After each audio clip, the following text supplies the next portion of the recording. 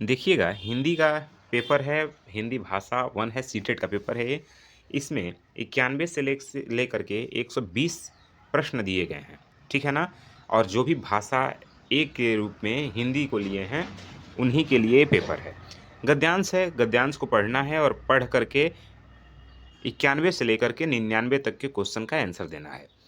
जब गद्यांश आप पढ़ेंगे, लिखा है मानसिक जगत में परिवर्तन कैसे आया, जब मानव आप पढ़ लीजिएगा एक बार, हम क्वेश्चन देखते हैं और समझेंगे कि किस प्रकार से हम इसको सॉल्व करें, कैसे क्वेश्चन को सही करें। क्योंकि सारे ऑप्शन हमें ठीक दिखाई देते हैं, पर हमको सही कैसे करना है वो समझना है। क्वेश्चन 91 पूछ रहा है कि आनंद मार्गदर्शन के अनुसार मानसिक स्तर से परिवर्तन को कहा गया है। क्या कहा गया है ये आपको बताना है। आनंद मार्गदर्शन के अनुसार, तो पैराग्राफ में जब आप पढ़ेंगे तो आप यहाँ समझेंगे कि पैराग्राफ में लिखा है कि जो आनंद है, आनंद मार्गदर्शन के अनुसार मानसिक स्तर के परिवर्तन को ज्ञान योग कहते हैं, ठीक है ना? पैराग्राफ आप पढ़ेंगे तो समझ जाएंगे। दूसरा क्वेश्चन पूछ रहा है खामियां शब्द है, तो खामियां किस प्रकार का शब्द है? तो आप देखेंगे ये एक प्रकार का आगत शब्द है, तद्भव नहीं है, तत्सम नहीं है, देशज नहीं है। तद्भव और तत्सम आप अच्छे से समझते हैं। तत्सम हम उसे कहते हैं जो संस्कृत के शब्द हैं और संस्कृत में ही है, वो तत्सम है। और तद्भव वह है जो संस्कृत से परिवर्तित होकर के बोला जाता है, वो तद्भव है। जो संस्कृत का था और बदल बदल दिया गया, ठीक है ना? संस्कृत से जो शब्द आए हैं वो तद्भव हैं, जो संस्कृत में ही हैं वो तत्सम है, ठीक है ना? नेक्स्ट क्वेश्चन हम देखते हैं। मानसिक दुनिया से तात्पर्य है, मानसिक दुनिया से क्या तात्पर्य है? तो आप यहाँ जब पैराग्राफ पढ़ेंगे तो आप पढ़ेंगे कि काल्पनिक दुनिया, मानसिक दुनिया का तात्पर्य है काल्पनिक दुनिया। अगला क्वेश्चन है गद्यांश के अनुसार मनुष्य को डैश की जरूरत है, किसकी जरूरत है? तो क्वेश्चन नंबर 94 का जो राइट आंसर होगा वह होगा अपनी कमियों को दूर करने की जरूरत है। क्वेश्चन नंबर 95 देखिए, अंतर्निहित का समानार्थी शब्द नहीं है। ध्यान देना है भाई, नहीं है। नहीं शब्द को एकदम विशेष रूप से ध्यान देना है कि इसमें अंतर्निहित का समानार्थी शब्द कौन सा नहीं है। तो जब आप देखेंगे तो 95 का जो राइट आंसर होगा वह होगा ऑप्शन नंबर 2, समायोजित। समायोजित जो है वो अंतर्निहित का समानार्थी शब्द नहीं है। सन्निहित समानार्थी है, समाहित समानार्थी है और समाविष्ट समानार्थी है, लेकिन समायोजित जो शब्द है वो अंतर्निहित का समानार्थी शब्द नहीं है। तो राइट आंसर आपका है ऑप्शन नंबर 2। नेक्स्ट क्वेश्चन हम देखेंगे मानसिक परिवर्तन कैसे होने लगे, ठीक है? तो अब 96 का सही जो आंसर है वह है ऑप्शन नंबर 1, अपनी कमियों को दूर करने के प्रयासों के कारण मानसिक परिवर्तन होने लगे, ठीक है ना? ब्रह्मांडीय ऊर्जा का अर्थ है, क्वेश्चन नंबर 97 आपसे पूछ रहा है कि ब्रह्मांडीय ऊर्जा का क्या अर्थ है? तो इसका जो राइट आंसर है वह है ब्रह्मांड की ऊर्जा, ठीक है ना? राइट आंसर क्या है? ब्रह्मांड की ऊर्जा, ऑप्शन नंबर 3। नेक्स्ट क्वेश्चन देखते हैं। क्वेश्चन नंबर 98 कह रहा है कि प्रारंभिक दिनों के संदर्भ में कौन सा कथन सत्य है, ठीक है ना? सत्य पे ध्यान देना है, कौन सा कथन सत्य है। तो 98 का जो राइट आंसर है वह है ऑप्शन नंबर 4, यानी भौतिक जगत की अपेक्षा मानसिक जगत में अधिक कमियां हैं, ठीक है ना? 99 नंबर क्वेश्चन पूछ रहा है कि भौतिक में मूल शब्द तथा प्रत्यय है। जो 99 क्वेश्चन है पूछ रहा है कि भौतिक शब्द में मूल शब्द क्या है और प्रत्यय शब्द क्या है। तो यहाँ देखेंगे भौतिक में भूत मूल शब्द है और इक प्रत्यय है, भौतिक, ठीक है ना? भूत मूल शब्द है और इसमें कौन सा प्रत्यय है भाई? इक प्रत्यय है। तो राइट आंसर है 99 का ऑप्शन नंबर 4। चलिए, अब पद्यांश है। पद्यांश आपको पढ़ना है और उसका सही जवाब देना है। पद्यांश है, जीवन अर्पण लिए हुए, पाता कभी खोता कभी, आशा निराशा से घिरा, हंसता कभी रोता कभी, गतिमति न हो अवरुद्ध, इसका ध्यान आठों याम है, चलना हमारा काम है।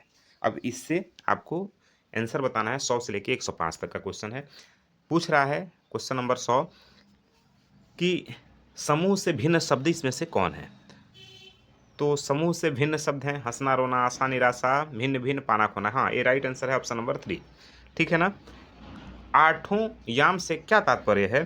तो क्वेश्चन नंबर 101 पूछ रहा है आठों आयाम से क्या तात्पर्य है? तो आठों आयाम से 8 प्रहर तात्पर्य है, ठीक है ना? आसान है, बहुत इजी है, आपको बस यही समझना है। आसानी से आप देखिए कितना क्वेश्चन आप आसानी से कर पा रहे हैं। 5 क्वेश्चन यहाँ कर लेंगे आसानी से और आप इसमें से देखेंगे तो 91 से 99 क्वेश्चन यहाँ, लगभग 15 क्वेश्चन आप आसानी से कर लेंगे, ठीक है ना? 15 क्वेश्चन आप बहुत आसानी से हिंदी में पा सकते हैं बिना मेहनत के। हाँ, प्रैक्टिस थोड़ा कर लीजिए, प्रीवियस ईयर क्वेश्चन कर लीजिए, हम प्रीवियस ईयर क्वेश्चन आपको करा भी रहे हैं। तो यदि आप इस चैनल पे नए हैं तो इसको सब्सक्राइब कर लीजिए, वीडियो पसंद आए तो शेयर करिए, कोई क्वेश्चन हो तो हमें कमेंट बॉक्स में ज़रूर पूछिए। ठीक है, चलिए देखते हैं नेक्स्ट क्वेश्चन। क्वेश्चन नंबर 102, चाहे कितने भी दुख आएँ मनुष्य को डैश क्या करना चाहिए? चाहे कितने भी दुख आएँ मनुष्य को क्या करना चाहिए? तो क्वेश्चन नंबर 102 का जो राइट आंसर है वह है कार्य करते रहना चाहिए। ठीक है ना? कितना भी दुख आए मनुष्य को क्या करना चाहिए? कार्य करते रहना चाहिए। चलिए, ठीक है? तो इसका जो राइट आंसर था वह था कार्य करते रहना चाहिए। जब आप यहाँ पढ़ेंगे तो देखेंगे लिखा है ना, हँसता कभी रोता कभी गति मति न हो अवरुद्ध। ठीक है ना? गति अवरुद्ध नहीं होना चाहिए, कार्य करते रहना चाहिए। कब अब आइए नेक्स्ट क्वेश्चन देखते हैं हम, कहाँ गया? देखिए क्वेश्चन नंबर है 103। क्वेश्चन नंबर 103 क्या कह रहा है कि आप देखेंगे तो यहाँ लिखा है कविता के भावानुसार जीवन में सुख और दुख सदा रहते हैं। तो राइट आंसर है ऑप्शन नंबर 2। जीवन कैसा है? क्वेश्चन नंबर 4 पूछ रहा है जीवन कैसा है? तो आशा निराशा से घिरा हुआ, ऑप्शन नंबर 1। क्वेश्चन नंबर 105, जीवन की विषम परिस्थितियों को व्यक्त करने के लिए उचित उदाहरण नहीं है। नहीं शब्द पे ध्यान देना है, उचित उदाहरण क्या नहीं है? तो 105 का जो राइट आंसर है वह है ऑप्शन नंबर 2, कभी कभी सोना कभी रोना। जीवन के विषम परिस्थितियों को व्यक्त करने के लिए उचित उदाहरण इसमें से क्या नहीं है? तो कभी सोना कभी रोना। ठीक है ना, यही राइट आंसर है। क्वेश्चन नंबर 106 कह रहा है मातृभाषा आधारित बहुभाषावाद किसकी अनुशंसा करता है? तो क्वेश्चन नंबर 106 का जो राइट आंसर है वह होगा आपका ऑप्शन नंबर 3, सभी बच्चों की विद्यालयी शिक्षा उनकी मातृभाषा या घर की भाषा में शुरू होनी चाहिए। ठीक है, चलिए नेक्स्ट क्वेश्चन पूछ रहा है पाठ्य सामग्री बोधगम्यता के संदर्भ में निम्नलिखित में से गलत कथन का चयन करें। 107 का जो सही आंसर है वह है ऑप्शन नंबर 4, स्किमिंग में गहराई से पठन किया जाता है जबकि स्कैनिंग में सरसरी तौर पे पढ़ा जाता है। यही एक गलत कथन है। ठीक है ना? चलिए नेक्स्ट क्वेश्चन 108 है। क्वेश्चन नंबर 108 कह रहा है जब बच्चे अपने आसपास के परिवेश की वस्तुओं, घटनाओं और अवधारणाओं के बारे में पूछना आरंभ कर देते हैं तो भाषा का कौन सा प्रकार अधिक प्रयोग में लाया जाता है? तो क्वेश्चन नंबर 108 का जो राइट आंसर होगा वो होगा ऑप्शन नंबर 2, खोजबीन परख। ठीक है ना? नेक्स्ट क्वेश्चन देखते हैं मानव भाषा के किस गुणधर्म के कारण मनुष्य उन चीज़ों के बारे में बोल पाते हैं जो उनके तात्कालिक समय और स्थान में मौजूद नहीं है? नहीं शब्द पे ध्यान देना है। ठीक है ना? नहीं है। तो क्वेश्चन नंबर 9 का जो राइट आंसर होगा वो होगा विस्थापन, ऑप्शन नंबर 3, विस्थापन, डिस्प्लेसमेंट। ठीक है ना? चलिए नेक्स्ट देखते हैं निम्नलिखित में से कौन सा कौशल समझ के साथ पठन का लक्षण नहीं है? यही आपको भरमाएगा, नहीं शब्द पे ध्यान देना है। तो क्वेश्चन नंबर 110 का जो राइट आंसर है वह ऑप्शन नंबर 3, अक्षर और वर्णमाला पर ध्यान केंद्रित करना। यह कौशल समझ के साथ पठन का लक्ष्य नहीं होता है। ठीक है ना? चलिए नेक्स्ट देखते हैं। इस बार पेपर में नहीं शब्द पे बड़ा ध्यान दिया है, इसलिए आप लोग भी नहीं शब्द को बहुत ध्यान दीजिएगा। निम्नलिखित में से कौन सा द्वितीय भाषा शिक्षण के व्याकरण अनुवाद विधि का गुणधर्म नहीं है? ठीक है, तो क्वेश्चन नंबर 111 का जो राइट आंसर होगा वह होगा ऑप्शन नंबर 1, द्वितीय भाषा में सीधे ही संप्रेषण करना और उनके बाद दो भाषाओं के व्याकरण के नियमों की तुलना करना। क्वेश्चन नंबर 112, एक अध्यापक ने अपने विद्यार्थियों से कहा कि वे इस बात पर विमर्श करें कि उन्होंने उसके द्वारा दिए गए अनुभव जनित प्रश्न का उत्तर किस प्रकार दिया और उस प्रश्न का उत्तर लिखते समय वे क्या और किस प्रकार सोच रहे थे, यह किसका उदाहरण है? तो आप देखेंगे कि यह अधिसंज्ञान का उदाहरण है। ठीक है ना? निम्नलिखित में से कृष्ण की परिकल्पना में से कौन सा वाइगोत्स्की के जीपीडी के समान है? तो क्वेश्चन नंबर 113 का जो राइट आंसर होगा वह होगा निवेश परिकल्पना। ठीक है ना? नेक्स्ट क्वेश्चन देखते हैं 114, क्यूमिन के अंतर्निर्भरता परिकल्पना के अनुसार निम्नलिखित में से कौन सी एक दूसरे पर पारस्परिक रूप से निर्भर है? तो क्वेश्चन नंबर 114 आपसे पूछ रहा है, तो इसका जो राइट आंसर होगा वो होगा 114 का प्रथम और द्वितीय भाषा में संज्ञानात्मक अकादमिक निपुणता, ऑप्शन नंबर 4। ठीक है, चलिए 115 देखते हैं। निम्नलिखित में से कौन सा अक्षरों और वर्णमाला के स्थान पर शब्दों और लघुकथा सामग्री के आधार पर पठन कौशल आरंभ करने को तर्कसंगत नहीं ठहराता? फिर नहीं शब्द है, नहीं को ध्यान देना है।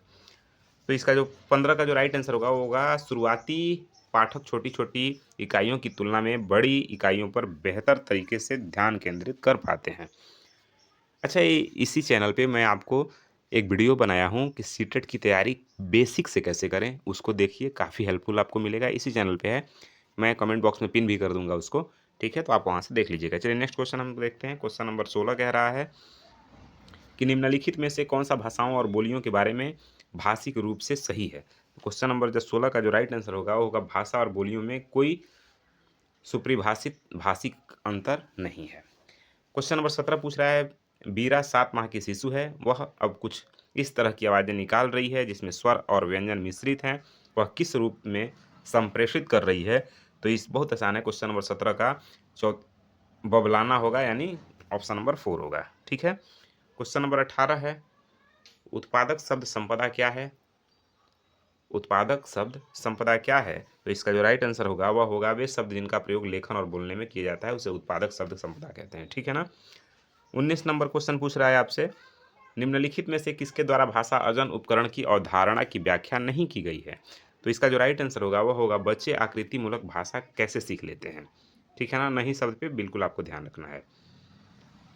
इसके बाद देखते हैं 120 नंबर क्वेश्चन है, एक समुदाय विशेष के बोलने चालने के तरीके में यह देखा गया कि दो भिन्न भिन्न सामाजिक आर्थिक समूहों के लोग एक किस को भिन्न भिन्न तरीके से उच्चारित करते हैं, यह किस प्रकार का उदाहरण है? तो यह जो है वो सामाजिक भाषिक चर का उदाहरण है। ठीक है ना।